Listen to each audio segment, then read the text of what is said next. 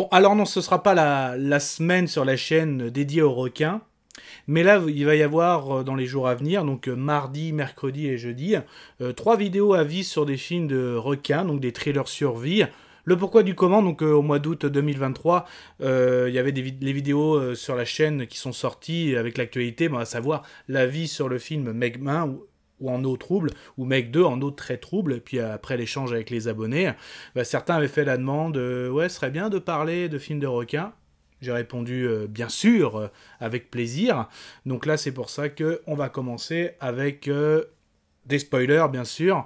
Le premier, Shark 3D, voire Shark Night, ça dépend, il a plusieurs appellations. C'est parti après le générique. Soit on meurt en héros, soit on vit assez longtemps pour se voir endosser la peau du méchant. Pour ce genre de choses, il existe des hommes comme moi. Il t'arrive de saigner. Vous pouvez respirer. Vous pouvez cligner des yeux. Vous pouvez pleurer. Ah, m'a ramené le conduit, celle-là. Maintenant que j'ai votre attention. Accroche-toi, petit. Alors, déjà, le film Shark, celui-là, pour moi, je connaissais pas du tout, donc je l'ai regardé par le biais d'une plateforme. En gros, je vais commencer par le synopsis et après directement enchaîner avec qu'est-ce que j'ai aimé ou moins aimé directement dans ce film.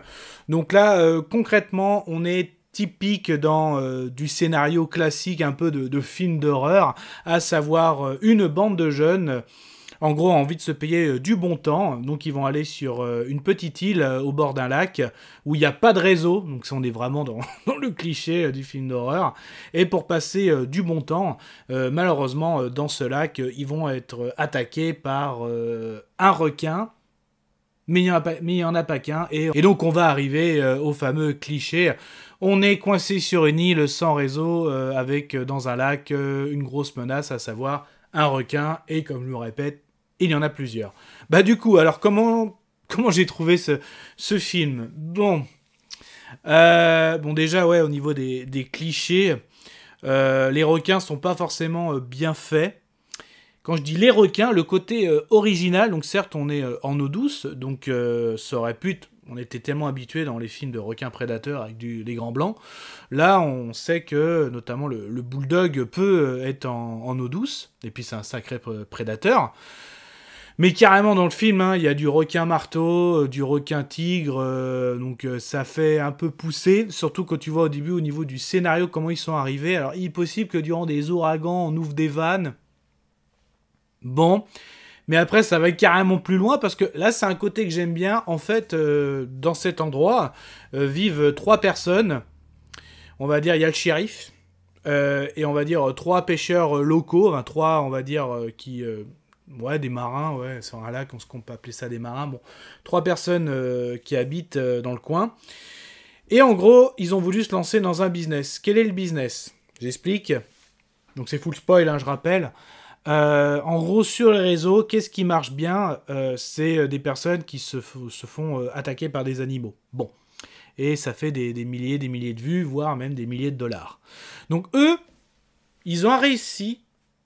Attention, à capturer des requins, à les étudier, parce qu'en plus ils se sont intéressés, à les mettre dans le lac, à leur accrocher des caméras, à attirer des personnes, comme des étudiants, ils se font attaquer, et eux ils enregistrent les vidéos, et ils les transmettent, en gros sur le dark web, ou sur un site payant, et ils se font de l'argent. Voilà. Parce qu'au début, le film commence comme ça, donc on voit pareil, un jeune couple qui prennent du bon temps, en gros, qui se font plaisir, des petites vacances au bord du lac, et on voit une dame qui se fait attaquer, justement, et c'est filmé, et justement, plus tard dans le film, on voit le shérif qui récupère ça.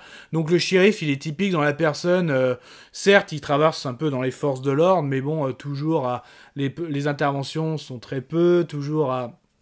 On va dire qu'il en a marre de surveiller les gosses de riches à faire leurs bêtises. Même au début, quand il arrive, en gros, il demande quelques bières. Tu vois le shérif complètement décalé. Et en gros, je sais pas s'il a fait un burn-out ou quelque chose, mais bon. Les 2 autres, en gros, je pense que... Il y en a un, je pense qu'il a une petite maladie mentale, hein, et l'autre, en gros, il a subi un accident très très grave, donc ils lui ont fait une balafre là sur la joue, et en gros, il a eu un stress post-traumatique. Donc les trois réunis ont eu ce projet un peu machiavélique, hein. On n'est pas loin quand même, ça... Bon, c'est pas des tueurs en série ni des slashers, ils ont pas de masque, mais ça se dérive un peu et ils utilisent des requins. Mais la façon dont c'est utilisé, bon, c'est peut-être un peu gros. Et après, on arrive sur un petit peu le cliché de nos jeunes, là, le groupe de jeunes qui arrivent et qui se font attaquer. Donc il y en a un qui se fait la première attaque, donc il fait un peu du jet ski, et donc forcément ça fait une bonne proie. Après, forcément, il en perd un bras, il faut l'amener à l'hôpital. Donc à un moment pareil, il y en a une qui tombe du bateau. Après, le truc que j'ai pas aimé, c'est celle qui est tombée du bateau, qui est morte, c'est la copine de celui qui a perdu le bras. Et donc lui, il arrive, il va dans l'eau, faut que j'aille tuer, et il va se fighter contre un requin marteau. Et en plus, il gagne, donc ouais. Donc là-dedans aussi, il y a forcément deux qui tirent leur épingle du jeu. Donc celle un petit peu qui est locale aussi, elle a fait ses études, et celle qui a amené justement tous ses potes de lycée ou de fac ici. Et on en a un justement...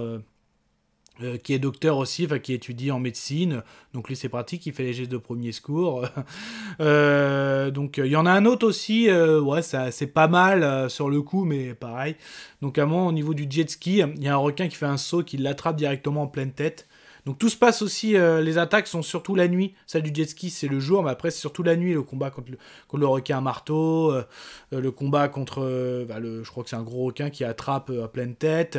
Il y a une autre demoiselle aussi, ils sont capturés par les deux sociopathes, et ils les mettent dans un bassin où il y a d'autres requins, et ils filment justement. L'étudiant en médecine, lui, se fait capturer par le shérif, donc lui à un moment il voulait le donner en pâture à des requins tigres, donc... Bon voilà, on est... En fait, au niveau requin, on est pour moi niveau nanar, on se rapproche du nanar. Après, au niveau les trois personnes, on est dans du slasher, mais pas non plus du niveau de Scream ou de Halloween ou encore Vendredi 13. Non. Et donc on est en gros des tueurs sociopathes qui utilisent de façon nanaresque des requins sur une bande de jeunes. Voilà un petit peu pour ce film. Donc voilà, j'avais envie de vous en parler. Donc là, c'était un abonné qui m'avait demandé ouais, franchement, j'ai bien aimé Shark Knight. Lui, il m'a dit Shark Knight, je l'ai trouvé sur Shark 3D. Donc ce serait sympa de faire un avis. Donc voilà, mon avis est donné. Donc pour moi, mon avis sur Shark. Donc le côté requin se rapproche du nanar. Ça n'est pas encore nanar, mais se rapproche. C'est intéressant de voir plusieurs requins. Mais on a franchement trois sociopathes qui utilisent un petit peu de façon nanaresque les requins pour arriver à leur fin, faire un business en tuant du teenage, hein, j'ai envie de dire ça. Voilà un petit peu mon avis sur Shark 3D. Kenavo. Je vous souhaite une agréable soirée. Désolé pour le bordel. Au revoir.